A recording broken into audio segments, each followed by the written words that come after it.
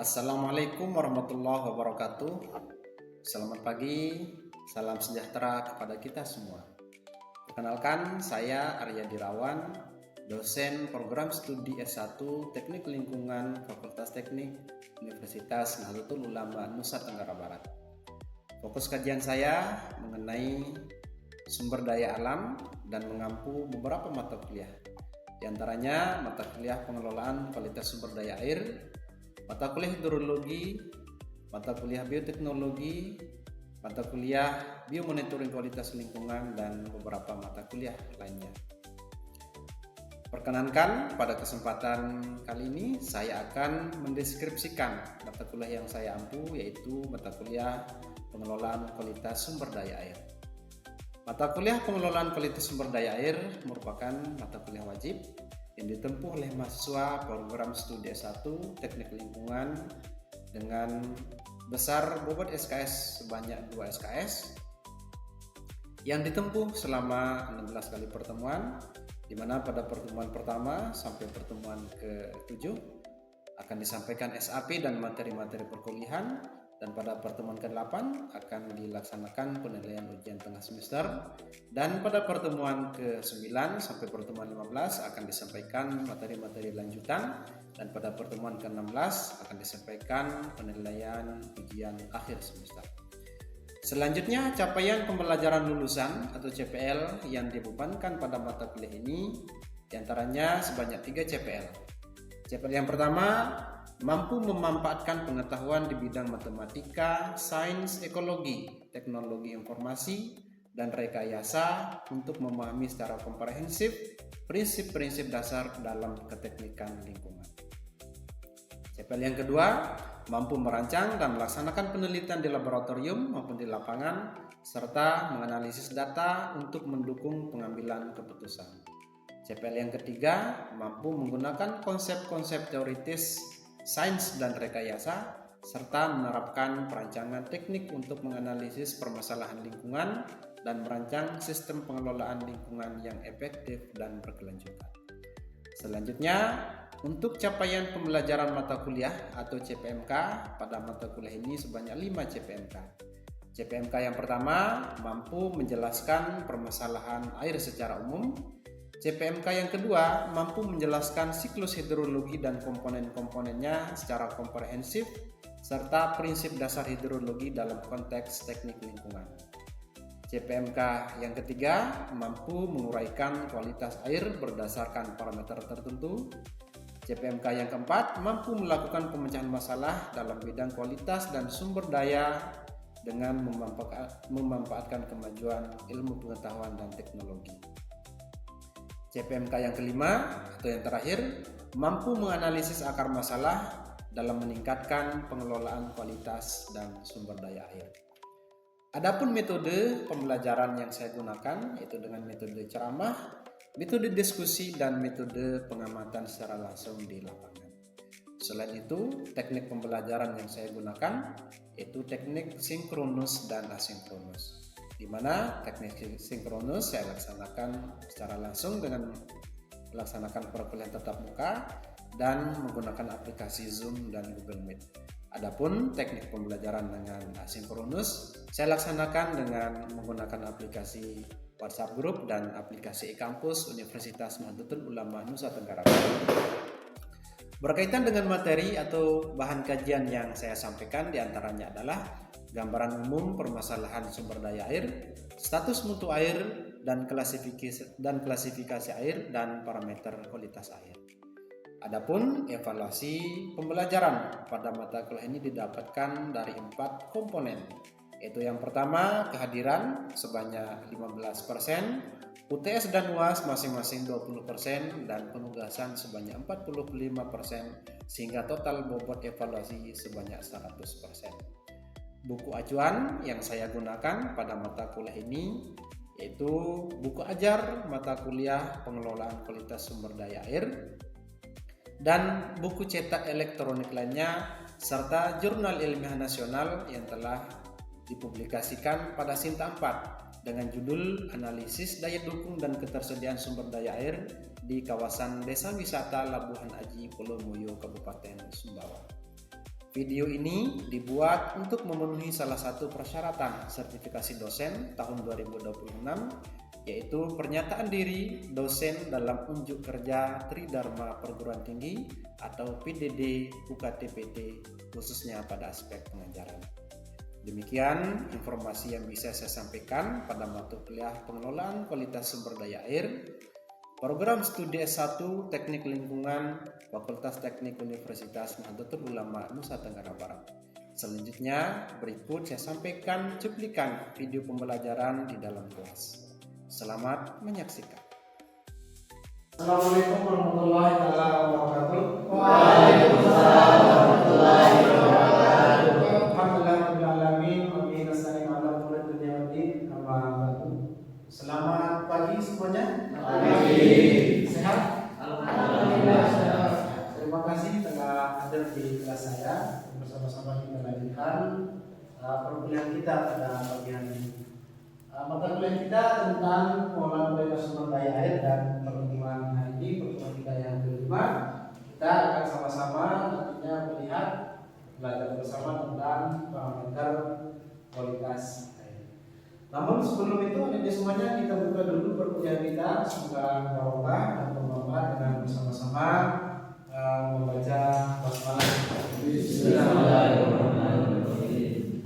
Baik, adik-adik saudara-saudara sekalian, pada pertemuan kita yang kelima ini terdapat capaian pembelajaran dari perkuliahan kita, di mana capaian pembelajaran mata kuliah PKSDA yaitu mahasiswa mampu menguraikan kualitas air berdasarkan parameter tertentu. Ini capaiannya. Dan subcapaiannya adalah ada 3. Yang pertama, mahasiswa mampu menyebutkan hierarki tingkatan kualitas air. Yang kedua, mampu menggunakan standarisasi kualitas air. Dan yang terakhir, mampu mengklasifikasikan air dan parameter kualitas air serta mengaplikasikan dalam contoh kasus atau dalam kehidupan sehari-hari. Ini kira-kira capaian pembelajaran dari pertemuan kita pada hari ini. Adik-adik, saya mohon silakan mengisi absensi dari HP masing-masing ya, di pakai scan barcode. Ya silakan. Sekian sekali. Nanti silakan. Sudah? Baik. Bisa saya lanjutkan? Sudah. Ya. Saya lanjutkan ya. Oke, terima kasih. Adik-adik semuanya, pertemuan kita hari ini tentang kualitas air. Saya punya 2 gambar. Gambar ini berbeda. Gambar sebelah kiri saya dan gambar sebelah kanan. Apa yang dibayangkan dari gambar sebelah kiri? Bersih, jernih, Ya, sejuk, sejuk, enak buat dimandi. enak buat mandi, kira-kira enak karena sejuk. Terus yang sebelah kanan, terus bukan dibayangkan tercemar. Karena apa? Ada warna, kemungkinan berbau juga, kemungkinan. Nah, 2 gambar ini adalah menceritakan salah satu tentang parameter kualitas air. Nah, kita akan belajar hari ini tentang parameter kualitas air. Ada yang pernah membaca apa itu parameter kualitas air? Ada yang pernah membaca apa itu parameter kualitas air? Parameter Serangkaian indikator. Oke, indikator. Indikator itu apa? Ciri-ciri, ya kan? Indikator itu adalah penciri. Nah, kalau kita melihat parameter, maka akan ada hubungannya dengan indikator. Kita lihat, yang disebut sebagai parameter kualitas air adalah serangkaian indikator dari fisik, kimia, biologi yang digunakan untuk apa? Menilai seberapa baik atau buruk air atau badan air. Nah, inilah kira-kira disebut sebagai parameter kualitas air. Berapa parameternya? Tiga, yang pertama fisika, kedua kimia, ketiga biologi. Inilah disebut sebagai parameter. Oke, yuk kita dalami apa sih masing-masing parameter dari kualitas air itu sendiri. Yang pertama suhu, yang fisika dulu ya. Yang suhu ini suhu. Idealnya berapa? 10 sampai 20 derajat Celcius. Ini untuk apa? Untuk iodam air. Ini idealnya 10 sampai 20 derajat Celcius. Boleh tidak lebih tinggi dan lebih rendah? Tidak boleh. Kenapa? Pasti akan ada pengaruhnya. Ya, karena di luar dari kondisi ideal. Itu yang pertama adalah suhu. Yang kedua, indikator yang kedua dari fisik adalah kekeruhan, turbidity, kekeruhan. Ada 4 gelas. Kalau kalian dikasih, pilih gelas yang mana kira-kira? Paling kiri. Gelas 1, gelas 2, gelas 3, dan gelas yang Kenapa pilih gelas yang kiri? Lebih jernih. Nah, karena tingkat kekeruhannya low turbidity. Apa yang terjadi kalau tingkat kekeruhannya tinggi? Nah, betul. Cahaya akan menghambat. Artinya apa? Terjadi penetrasi cahaya dan menghambat proses fotosintesis. Maka dampaknya apa? Dampaknya bagi biota di dalamnya bisa menjadi mati atau pasti akan ada pengaruh yang lainnya. Berikutnya adalah masih di parameter fisik, yaitu warna dan bau. Nah, ini berbeda sekali dengan gambar kita yang pertama tadi, yang sebelah kiri. Sangat berbeda. Yang ini dia berwarna, kemungkinan pasti juga berbau. Nah, inilah disebut sebagai parameter fisik. Sifatnya bisa diamati langsung, bisa dirasakan langsung, karena sifatnya fisik. Fisik itu bisa dipegang, bisa diraba, bisa dicium, bisa dicium, boleh aromanya dicium.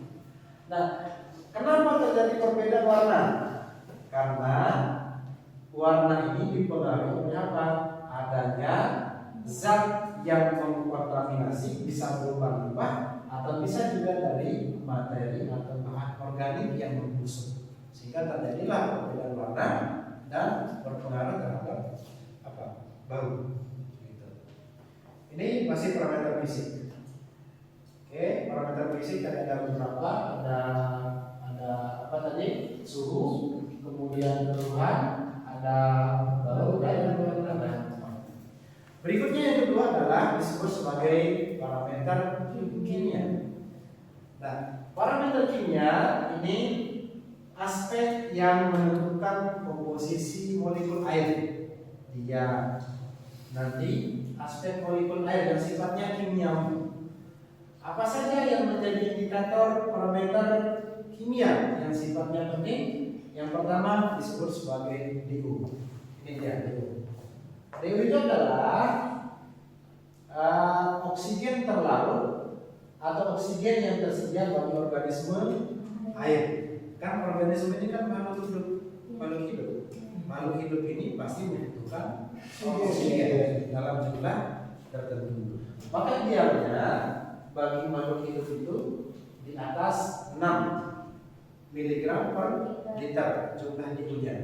Kalau pernah lebih rendah dari 6, apa dampaknya? Betul, bisa terjadi menimbulkan stres bagi biota dan menyebabkan kematian bagi si biota dan seterusnya. Ini standar. Yang kedua namanya BOD. BOD adalah oksigen yang dibutuhkan oleh mikroorganisme untuk apa? Menguraikan bahan organik tersebut oksigen. Idealnya berapa? Lebih besar dari 10 mg per liter. Itu yang kedua, BOD. Yang ketiga COD. Apa COD? COD ini digunakan untuk mengukur kebutuhan oksigen untuk mengoksidasi semua bahan organik dan anorganik secara kalau BOD ada bahan organik saja, ya kan? Tetapi kalau COD ada bahan organik dan bahan anorganik yang dibutuhkan oleh mikroorganisme. Ada nitrat, ada fosfat, dan ada yang berikutnya adalah pH. Apa itu pH? Derajat tingkatan berarti tingkatan derajat keasaman atau kebasahan dari air tersebut. Skalanya berapa? 1 sampai 4. Yang netral berapa? 7 netral. Terus kalau untuk ideal air minum berapa ini? Air minum 6,5 sampai 8,5 untuk air minum.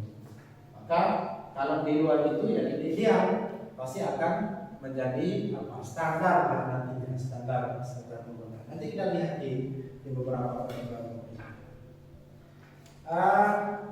Berikutnya ini bakteri yang biologi. Yang ketiga berarti ada E. coli dan total coliform. Ada tiga parameter, dan parameter biologi ada 2 indikator, yaitu E. coli dan coliform. Minimumnya harus 0. Apalagi untuk air minum. Ini contohnya pasti di sini E. coli-nya harus 0. Tidak boleh ada E. coli. Kalau ada E. coli kalian minum, kita minum, apa yang terjadi? Diare, mencret, karena ada bakteri yang berbahaya bagi metabolisme tubuh kita. Nah, ini ada 2 gambar, ada yang sebelah kiri dan sebelah kanan. Ada yang mau bercerita kira-kira sebelah kiri terjadi karena apa? Ya, silakan. Fatih. Yang sebelah kiri terjadi karena tingginya BUD menyebabkan mikroorganisme menggunakan oksigen secara berlebihan. Oke. Artinya di sini disebabkan karena rendahnya DO, kan? DO-nya rendah, tidak memenuhi baku mutu, tidak memenuhi standar, sehingga bisa jadi ikannya menjadi bermasalah menjadi. Dan yang sebelah ini ada gambar anak yang menangis karena air yang dimilikinya tercemar, sehingga menyebabkan apa? Kolera, tipes, dan keracunan kronis lainnya. Nah, inilah kehadiran kita nanti sebagai mahasiswa pakar yang fokus dalam teknik lingkungan dan nantinya fokus pada sumber daya. Baik, saya lanjutkan, kita lihat standarisasi kualitas air. Ini ada beberapa peraturan yang dipakai. Mengacu dari PP 22 tahun 2021 tentang PPLH yang di dalamnya mengatur tentang sumber daya air, udara, laut, dan tanah. Ini diatur di PP. Dan turunannya ada beberapa, diantaranya Permenkes 32 2017 ini sudah dicabut, tapi perlu saya sampaikan diperbarui oleh Permenkes nomor 2 tahun 2023. Nah, Permenkes ini membagi standar parameter air yang kita bahas tadi dalam bentuk standar air minum, nanti sudah ada jabarannya, untuk sanitasi dan air kolam renang, nanti diatur di sini. Kemudian parameternya ada fisika, ada kimia, ada biologi, dan bahkan ada dari sosial juga diukur, diatur di Permenkes nomor 2 tahun 2023. Nah, ini teman-teman, kita coba perinci lagi. Tadi air minum sudah kita coba singgung, terus air sanitasi, dan air kolam. Nah, kalau dari Permenkes 2 2023 untuk air minum harus terpenuhi 1, 2, 3 wajib. Yang pertama fisik, tidak boleh berwarna, ya kan? Tidak boleh keruh, air minum tidak boleh keruh. Tidak boleh berbau dan tidak boleh berasa. Keteruhannya berapa? lebih kecil dari 5 NTU. Napoleon memiliki unit ini satuannya. Kalau lebih tinggi dari 5, maka tidak memenuhi standar baku. Tidak boleh. Terus suhunya mendekati suhu lingkungan, ya, karena nyaman kan dan kesehatan hidup. Kimia, parameter kedua kimia berapa? pH-nya 6,5 sampai 8,5 dan seterusnya. Berikutnya mikrobiologi. Nah, kita bilang penekanannya. E. coli harus 0 per 100 ml. Tidak boleh ada. Tidak boleh ada. Nih, tidak boleh. Harus 0. E. coli di air minum ini harus 0. Tidak boleh ada. Dan termasuk total koliform. Tidak boleh ada. Terus ini berdasarkan Permenkes yang sama untuk lanjut izin sanitasi. Untuk cuci tangan, cuci muka, cuci piring pakaian, fisik tidak boleh berwarna, tidak boleh berbau dan tidak boleh berrasa. Terus kimia pH 6,5 sampai 9 ini agak tinggi karena untuk sanitasi. Dan mikrobiologi ini boleh berapa? Lebih kecil dari 50 per 100 ml karena untuk sanitasi. Terus berikutnya adalah untuk kolam renang, pemandian umum. Nah, secara fisik harus jernih, tidak boleh berbau menyengat, suhunya sesuai standar, kenyamanan. Dan pH 7,2 sampai 8. Bolehkah Pak ditaruh telur? Boleh. Standarnya berapa? 1 sampai 3 mg per liter. Makanya di beberapa wisata yang kolam banyak itu pengusaha yang kasih klor, kasih klorin. Dan mikrobiologi harus 0 per 100 ml dan beberapa mikroorganisme lainnya harus 0. Siapa bertanya boleh? Oke, yang pertama teman-teman, apa kira-kira yang perlu dilakukan guna menjaga kualitas sumber daya air? Siapa yang mau menjawab? Bang, apa? Tidak membuang limbah pabrik secara sembarangan. Oke, tidak membuang limbah ya, limbah pabrik maupun limbah rumah tangga secara sembarangan, melainkan harus diolah dengan lebih.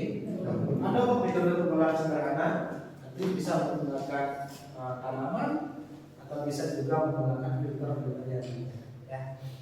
Terus yang kedua, pertanyaan saya, apa perlu melakukan pemurnian secara berkala? Sampai sini belum menjawab. Perlu. Kenapa perlu? Mengetahui kualitas air. Ya, agar bisa kita kontrol, agar bisa kita jaga kualitasnya. Karena agak mudah sini. Misalnya dari parameter fisika kan sederhana, dari suhunya, dari pH-nya, dari keruhannya bisa diukur secara sederhana, diukur secara. Nah, ini berikutnya ada di semuanya. Saya sampaikan tingkatan kualitas air. Tingkatan kualitas air. Ini kalau mengacu dari Permenkes 2 2023, air dibedakan menjadi 3 kelompok. Oke, 3 golongan. Golongan pertama disebut sebagai air minum. Apa ciri-cirinya? Standarnya ketat. Nah, ini pabrik perusahaan A. Pasti dalam produksi ini pasti standarnya ketat. Terus bebas E. coli. E. coli-nya, koliformnya harus 0. Tidak boleh ada koliform, tidak boleh ada E. coli. Tadi kalau ada E. coli koliform kita minum, apa yang terjadi? Diare, mencret, dan seterusnya. Terus parameter fisik kimia sesuai batas aman ini diatur. Terus yang kedua adalah air untuk kebutuhan izin sanitasi. Nah, standarnya menengah. Kalau air minum tadi standarnya sangat ketat. Tapi kalau untuk sanitasi standarnya menengah, masih boleh E. coli, tapi kalau batas wajar. Terus yang terakhir adalah air kolam pemandian umum. Nah, ini fokusnya lebih kepada kenyamanan secara fisik. Mungkin airnya jernih, airnya tidak berbau, airnya tidak berasa, kan? Terus ada juga nih kadar kalorinya dikasih boleh berapa? 1 sampai 3 miligram per dan bebas EPD dan isio. Ini harus bebas dari mikroorganisme berbahaya. Oke. Ini kalau mengacu dari Permenkes 2/2023 ada 3 kelompoknya. Tetapi kalau mengacu dari PP 22/2021 atau air permukaan, air dibedakan menjadi 4 kelas. Kelas pertama, kelas kedua, kelas ketiga, dan kelas keempat. Kelas pertama ini digunakan sebagai minum dan khasiat. Betul, harus diolah dengan standar. Terus yang kedua untuk rekreasi, nah ini boleh kolam renang, boleh, ya, budidaya ikan, boleh. Terus yang ketiga untuk irigasi tanaman dan pangan. Yang kelas 3, yang kelas 4 untuk keperluan industri dengan standar mutu paling longgar. Nah, ada di semuanya dalam melihat hierarki kelas air ataupun penggolongan air ini tidak akan terpisah dari yang namanya parameter kualitas air. Sampai di sini bisa dimengerti? Bisa. Baik. Saya mungkin punya sedikit permainan, teman-teman. Oh ya, itu saya. Saya mau mengecek pemahaman. Boleh? Oke. Saya punya bola. Saya akan lempar bolanya secara acak. Teman-teman yang memperoleh bola nanti mohon menyebutkan satu kata atau satu kalimat tentang materi yang kita bahas hari ini. Boleh? Oke. Pertama, saya mau lempar ke apa? Sudah, apa dulu? Ya, apa? Kimia. Yang lain silakan lempar. Ya, nanti biologi. Lagi. Air. Satu lagi deh, satu lagi. Nah, apa? Parameter. Cukup ya? Oke, cukup. Oke, terima kasih. Berarti ada materi yang masuk dari teman kita. Mungkin sebelum saya ini ada yang mau didiskusikan dari semuanya? Cukup? Baik. Sebelum saya tutup, saya punya tugas. Teman-teman silahkan scan barcode ini. Nanti di situ ada RTM, rencana tugas mahasiswa yang sudah saya susun untuk kalian kerjakan. Nanti sifatnya kelompok. Penjelasannya mungkin seperti ini. Oke. Ini langsung nggak bisa muncul. Langsung di sana ya. Oke. Nah, ini dia teman-teman tugasnya, nanti silakan dikerjakan. Ada di panduan rencana tugas mahasiswa sudah 4 saya buat di situ, silakan nanti dikerjakan secara maksimal. Ada yang mau ditanyakan? Didiskusikan? Cukup? Baik, terima kasih teman-teman ada semuanya. Sebelum saya ini, kalau saya bilang hai, teman-teman bilang halo, boleh? Kalau saya bilang halo, teman-teman bilang hanya mengecek konsentrasi. Halo. Hai. Hai. Halo. Halo. Hai. Hai. Hai. Halo. Halo. Hai. Terima kasih karena banyak. Ya, demikian mungkin perkuliahan kita hari ini. Kurang lebihnya sekali lagi saya mohon maaf. Sampai jumpa di pertemuan ke-6 minggu depan. Demikian kuliah saya ini. Wassalamualaikum warahmatullahi wabarakatuh. Waalaikumsalam warahmatullahi wabarakatuh. Demikian deskripsi singkat dan cuplikan video pembelajaran yang telah saya laksanakan. Semoga dapat memberikan gambaran mengenai pelaksanaan pembelajaran yang telah saya lakukan pada mata kuliah pengelolaan kualitas sumber daya air program studi S1 Teknik Lingkungan Fakultas Teknik Universitas Nahdlatul Ulama Nusa Tenggara Barat. Saya mengucapkan terima kasih kepada segenap pihak dan mohon maaf apabila terdapat kekurangan. Demikian, wassalamualaikum warahmatullahi wabarakatuh.